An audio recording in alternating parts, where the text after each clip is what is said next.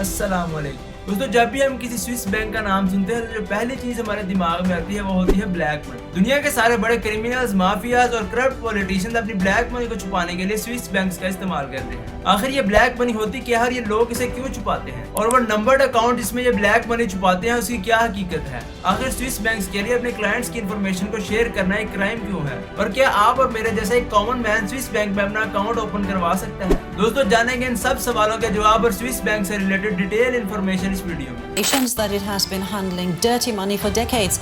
An investigation led by German daily The Süddeutsche Zeitung has revealed that Switzerland's second biggest lender knowingly managed hundreds of millions of dollars for suspected war criminals, corrupt autocrats and drug dealers. Traditionally, Switzerland used to be one of those places where the banks kept your information very secret. They didn't share information with other governments. Thereafter, rattled clients pulled billions from the bank Credit Suisse Group. जहां आम लोग पाई को मोहताज हो रहे हैं, वहीं Swiss bank में भारतीयों का पैसा तिगुना हो गया। दोस्तों, ये साल था 1713 जब ग्रेट काउंसिल ऑफ जिनेवा ने एक लॉ बनाया जिसके मुताबिक कोई भी बैंक अपने क्लाइंट की इन्फॉर्मेशन नहीं शेयर कर सकता था। और इस लॉ के एप्लीकेबल होते ही ना सिर्फ स्विट्जरलैंड और यूरोप बल्कि दुनिया की दूसरी कंट्रीज की रिच फैमिलीज ने भी स्विट्जरलैंड के बैंक्स में अपने अकाउंट ओपन करवाना शुरू कर दी। स्विस बैंक को सिंगल बैंक नहीं है बल्कि स्विट्जरलैंड के सारे बैंक्स को स्विस बैंक कहा जाता है, और ये सब उन्हीं लॉज को फॉलो करते हैं जो उनकी गवर्नमेंट पास करती है। इस लॉ के एप्लीकेबल होने के कुछ अर्से के बाद ही स्विट्जरलैंड के बैंक्स में पूरी दुनिया से पैसे आना शुरू हो गए,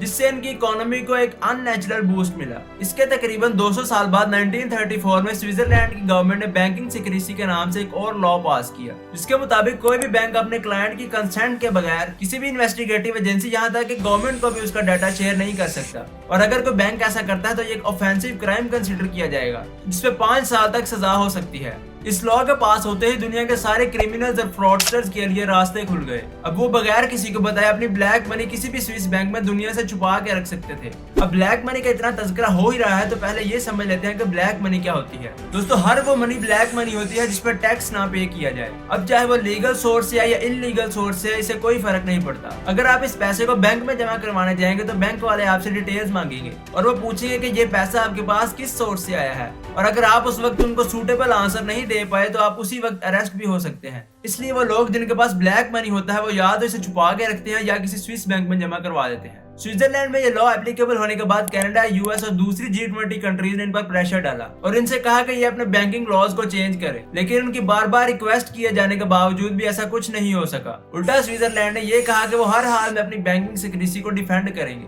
दोस्तों, अब बात करते हैं कि एक आम आदमी स्विस बैंक में अपना अकाउंट कैसे ओपन करवा सकता है। दोस्तों, किसी भी कंट्री का रेजिडेंट स्विस बैंक में अपना अकाउंट ओपन करवा सकता है, लेकिन उसकी कुछ कंडीशंस हैं, जैसे कि आपकी एज 18 साल से ऊपर होनी चाहिए, आपके पास एक पासपोर्ट होना चाहिए, और अकाउंट ओपन करवाने के लिए आपके पास मिनिमम 1 मिलियन स्विस फ्रैंक होने चाहिए, जो कि तकरीबन 30 करोड़ PKR के बराबर है।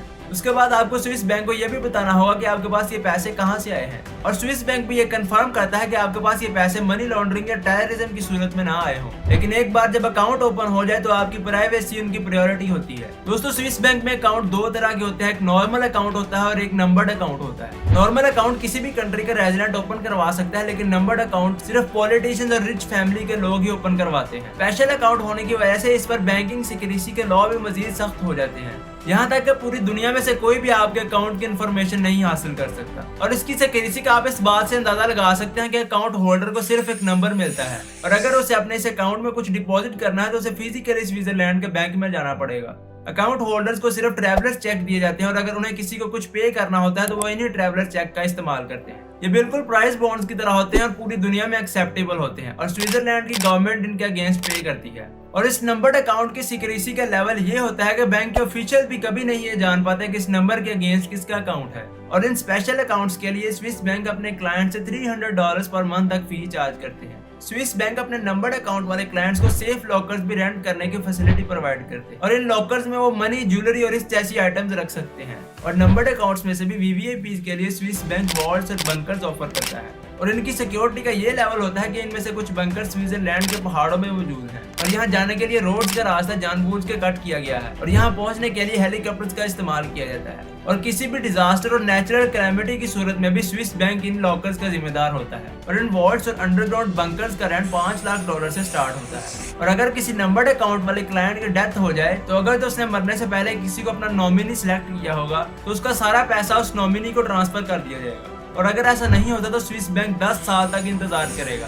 उसके बाद उसके किसी रिलेटिव से कांटेक्ट करेगा और अगर ऐसा नहीं हो पाता तो उसका अकाउंट ब्लॉक कर दिया जाएगा, जिसे डोरमेंट अकाउंट भी कहा जाता है। दोस्तों स्विस बैंक अपने बैंक में पैसा रखने वाले क्लाइंट्स को कुछ अनबिलीवेबल बेनिफिट्स देता है, जिसमें सबसे पहले आता है सिक्योरिटी। दोस्तों स्विस बैंक्स को अपनी सिक्योरिटी के लिहाज से दुनिया के सेकंड सेफेस्ट बैंक्स माना जाता है। स्विस बैंक्स का दूसरा बेनिफिट है प्राइवेसी। ये बैंक्स कभी भी आपकी कोई भी डिटेल किसी भी गवर्नमेंट को नहीं देंगे अनलेस कि किसी गवर्नमेंट के पास आपके खिलाफ मनी लॉन्ड्रिंग या टेररिज्म के एलिगेशन के साथ साथ स्ट्रॉन्ग एविडेंस भी हो। और ये बैंक कभी भी उस गवर्नमेंट को ये इजाजत नहीं देते कि आपका डाटा पब्लिक किया जाए। अगर सिंपल वर्ड्स में कहा जाए तो आपका डाटा कभी भी पब्लिक नहीं हो सकेगा।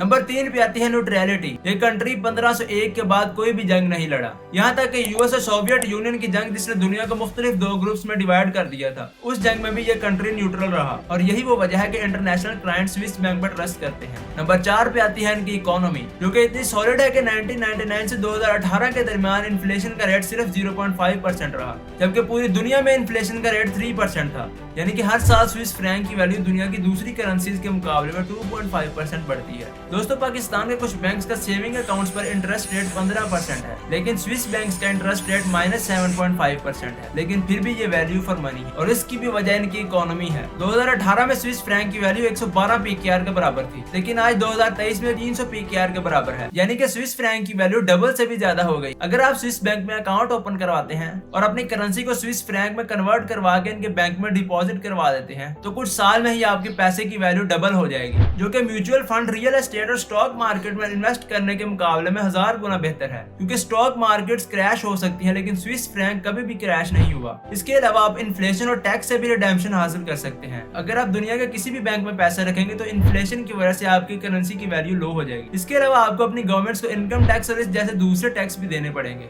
लेकिन स्विस बैंक्स में ऐसा नहीं है। जब आप अपनी करेंसी स्विस फ्रैंक में कन्वर्ट करवा के इस बैंक में जमा करवा देंगे तो आपका पैसा प्रिजर्व हो जाएगा, यानी कि 10 साल बाद भी उसकी वैल्यू कम नहीं होगी, उल्टा बढ़ेगी। एक और बेनिफिट है अनपैरेलल्ड पीस ऑफ माइंड। दुनिया के सारे बड़े लोग पैसे पर पीस ऑफ माइंड को ज्यादा तरजीह देते हैं और अगर आपके पैसे स्विस बैंक में पड़े हैं तो इससे ज्यादा पीस ऑफ माइंड और हो ही नहीं सकता, क्योंकि ये बैंक्स आपकी प्राइवेसी और सिक्योरिटी पर कोई कंप्रोमाइज नहीं करते। आप इसके अलावा स्विस बैंक के कौन से बेनिफिट को जानते हैं कमेंट सेक्शन में जरूर बताइए। ये दोस्तों आज के लिए इतना ही। अगर वीडियो इन्फॉर्मेटिव लगी हो तो लाइक सब्सक्राइब जरूर कीजिएगा।